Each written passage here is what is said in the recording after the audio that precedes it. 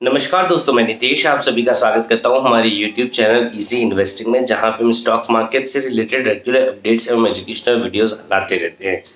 हमने एक video upload किया था जहां पर हमने कृष्णा डायग्नोस्टिक लिमिटेड का एक फंडामेंटल एनालिसिस किया था।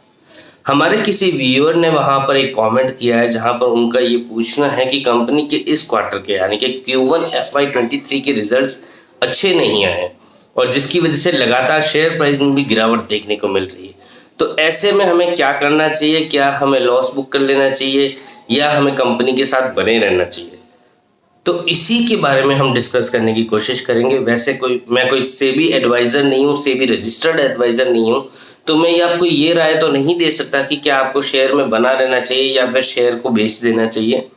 बट हाँ, हम रिजल्ट जो आपको कंफ्यूज कर रहे हैं, क्योंकि जहाँ तक मैं समझ पाया हूँ कि आपको रिजल्ट्स की वजह से कंफ्यूजन हो रहा है, तो उन रिजल्ट्स के बारे में बात करने की कोशिश करते हैं कि एजुकेशनल पर्पस के लिए, ताकि सबको पता चले कि कंपनी की शेयर प्राइसेस क्यों गिरते हैं और क्या हमें शेयर प्राइसेस को लेकर के ज़्यादा कंसर्न रहना चाहिए या कंपनी की ग्रोथ को लेकर ज़्यादा कंसर्न रहना चाहिए। तो चलिए शुरू करते हैं। वीडियो शुरू करने से पहले अगर ये वीडियो आपको अच्छा लगे तो वीडियो को अंत में लाइक करना ना भूलें और इस तरह के लेटेस्ट एंड अपडेटेड वीडियोस के लिए हमारे चैनल को सब्सक्राइब जरूर करें एंड नोटिफिकेशन के लिए बेल आइकन को क्लिक करें। Thank you. ऊपर ऊपर से अगर आप देखते हैं तो बिल्कुल आपको कंपनी के रेवेन्यू के अंदर गिरावट देखने को मिलेगी। ईयर ऑन ईयर बेसिस पे यहाँ पर काफ़ी गिरावट हमें कंपनी के ओवरऑल रेवेन्यू में देखने को मिल रही है। प्रॉफिट में भी हमें यहाँ पर गिरावट देखने को मिल रही है। बट जब आप डिटेल एनालिसिस करते हैं, जब आप ढंग से कंपनी के रिजल्ट्स को चेक करते हैं, तो आपको पता चलेगा कि पिछले साल इस समय कोविड-19 की सेकेंड वेव चल रही थी, तो कंपनी को काफ़ी ज़्यादा एडिशनल रेवेन्यू कोविड-19 से रिलेटेड टेस्ट की वजह से हुए थे, जो कि हम सभी को पता है कि नॉर्मली हमेशा रहने वाला नहीं है। तो बेसिकली ये एक एड ऑन रेवेन्यू था जो कंपनी के लिए जनरेट हुआ था, तो उसे हमें इग्नोर करना पड़ेगा जब हम कंपनी के कोर बिजनेस की ग्रोथ देखेंगे। तो अगर आपने कंपनी के रिजल्ट्स को ढंग से चेक किया तो आपको पता चलेगा कि कंपनी का जो कोर बिजनेस है पैथोलॉजी और रेडियोलॉजी का, वहां per year on year basis पे 10.05% की ग्रोथ देखने को मिली है, यानी कि एक डिसेंट ग्रोथ कंपनी ने दिखाई है। तो रिजल्ट आपका ये कहना कि अच्छे नहीं है बिल्कुल ही गलत होगा। ओवरऑल रिजल्ट दिख रहा है अच्छे नहीं है, क्योंकि पिछले साल का बेस बहुत ही ज्यादा बड़ा था, अनएक्सपेक्टेड बेस था। बट अगर आप ओवरऑल कोर बिजनेस की बात करें तो वो अभी भी इंटैक्ट है। 10% की ईयर ऑन ईयर ग्रोथ काफी अच्छी ग्रोथ होती है। कंपनी का जो फ्यूचर बिजनेस आउटलुक है वो अभी भी इंटैक्ट है। कंपनी का मानना है कि वो आने वाले 3 सालों के अंदर जो रेवेन्यू है उसे 2 गुना और प्रॉफिट को 3 गुना करने में सक्षम हो पाएगी, और ये उनका विजन भी है। साथ ही साथ नए प्रोजेक्ट्स कंपनी के गवर्नमेंट के साथ में PPP मॉडल जो हैं वो कंटिन्यूसली बढ़ते जा रहे हैं, और आने वाले Q2 FY23 में भी 4 नए प्रोजेक्ट्स स्टार्ट हो जाएंगे, जहां से कंपनी को रेवेन्यू जनरेट होना शुरू हो जाएगा।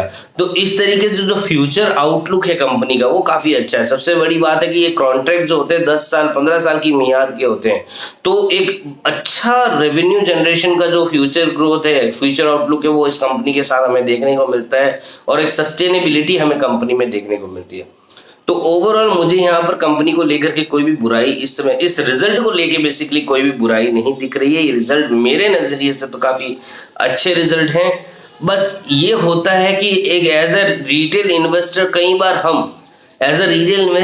हम गलत डिसीजन लेने पे मजबूर हो जाते हैं, क्योंकि हम डिटेल डिस्कशन नहीं करते, डिटेल एनालिसिस नहीं करते हैं।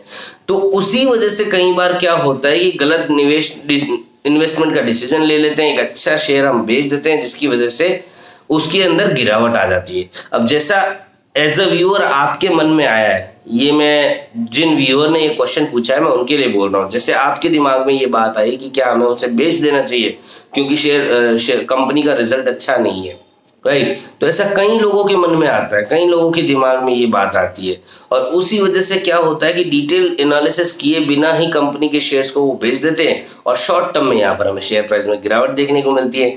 लेकिन हमेशा ध्यान रखना है हमें कि कंपनी का शॉर्ट टर्म में कंपनी का शेयर प्राइस हमारे हाथ में नहीं होता है, बट लॉन्ग टर्म में कंपनी का share price is directly proportional to company की ग्रोथ। अगर कंपनी में ग्रोथ होगी तो शेयर प्राइस कहीं ना कहीं जाके लॉन्ग टर्म में उसे मीट करेगा, जस्टिफाई करेगा, और हमें एक अच्छा रिटर्न दे करके जाएगा ही जाएगा।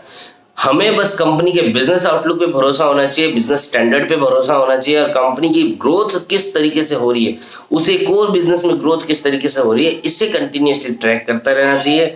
अगर ये सारी चीजें सही चल रही है तो शेयर प्राइस की गिरावट को लेकर के कंफ्यूज होने की कभी भी जरूरत नहीं होती है। इसीलिए मैं हमेशा कहता हूँ, ये मेरा पर्सनल थॉट प्रोसेस है कि सोमवार से लेकर शुक्रवार तक शेयर बाजार में कभी अपने ट्रेडिंग अकाउंट को या अपने ब्रोकिंग अकाउंट को ओपन करके देखना ही नहीं चाहिए। मेरा मानना है कि अगर आप एक लॉन्ग टर्म इन्वेस्टर हैं तो आपको शनिवार और रविवार, जिस दिन शेयर बाजार चलता ही नहीं है, उस दिन मार्केट अपने ट्रेडिंग अकाउंट को या ब्रोकिंग अकाउंट को ओपन करना चाहिए, वो भी रिव्यू पर्पस के लिए। क्योंकि अगर उस दिन अगर आपके दिमाग में किसी भी तरह के गलत थॉट आएंगे तो अगर आप चाहेंगे तो भी कंपनी के मतलब कि उन शेयर्स को बेच नहीं पाएंगे। तो इस तरीके से एक थॉट प्रोसेस जनरेट करने की जरूरत है, डिटेल एनालिसिस करने की जरूरत है। अगर आप डिटेल एनालिसिस ढंग से कंपनी का करते हैं तो मेरा ये मानना है कि अपने इन्वेस्टमेंट को लेकर कभी भी गलत डिसीजन आप नहीं लेंगे। मैं आशा करता हूँ ये छोटा सा वीडियो आपको इन्फॉर्मेटिव लगा होगा और कुछ एजुकेशनल समझ में आई होगी चीजें। अगर आपको ये वीडियो अच्छा लगा है तो वीडियो को लाइक करें, शेयर करें और हमारे चैनल को सब्सक्राइब करें, और इस तरह के लेटेस्ट वीडियो के नोटिफिकेशन के लिए बेल आइकन को क्लिक करें। मैं फिर मिलूंगा आपको एक नए वीडियो में एक नए टॉपिक के साथ। तब तक के लिए अपना ध्यान रखें, सुरक्षित रहें। धन्यवाद।